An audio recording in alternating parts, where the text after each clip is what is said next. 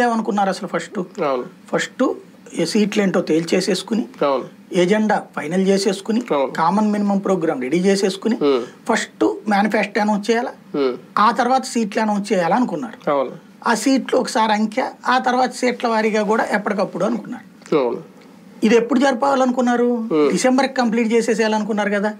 జనవరి 26 వచ్చిన తర్వాత 27 వచ్చిన తర్వాత కూడా అసలు ఎన్ని సీట్లు అనేదే తేల్చకుండా ఎప్పటికప్పుడు నువ్వు 10 కోట్ల రూపాయల పైన ఖర్చు పెట్టేవాళ్ళని చూడు.